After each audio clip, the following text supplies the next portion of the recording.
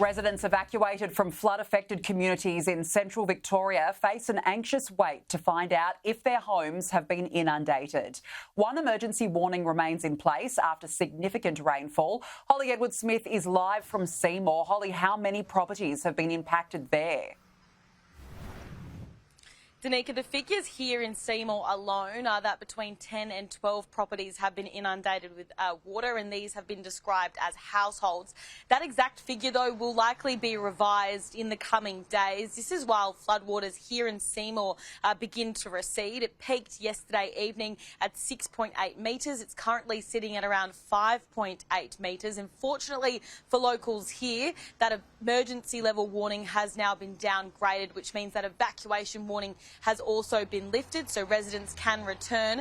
As you mentioned, though, it has been an incredibly anxious period, not only for residents here in Seymour, but right across parts of northern Victoria that have received significant rainfall since Sunday. The Premier, Jacinta Allen, though, has really welcomed the preparedness of locals and their alertness when it came to these warnings that have been issued since about Sunday afternoon. She says this is what has led to the impact of these floods not being nearly as dire as they could have been.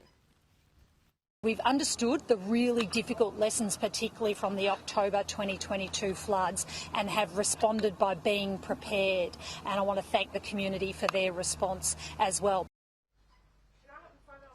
Danica, this was significant amounts of water that fell in a very short period of time. Many areas in northern Victoria had 24-hour rain maximums, the highest on record. For example, in Bendigo, 91.8 millimetres, an all-time daily rainfall record for the town and 3 times their monthly average in just 24 hours.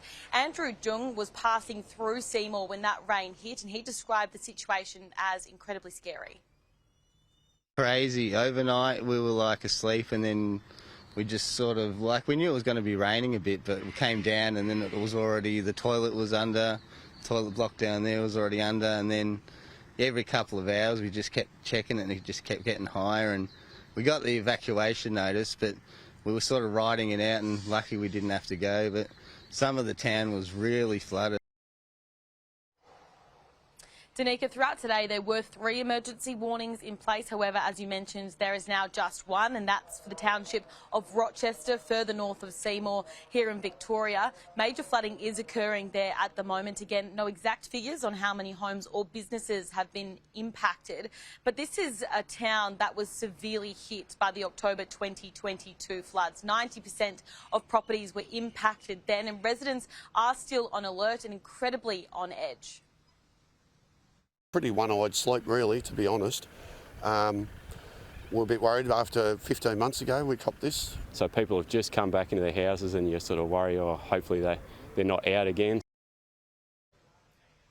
Danica, so while it looks to be clearing here in Seymour as well as in Yea, where that other emergency warning was in place earlier today that has now been downgraded, certainly still a worrying situation for residents in Rochester, and really just to wait and see how that water moves and hopefully resides into tonight and tomorrow.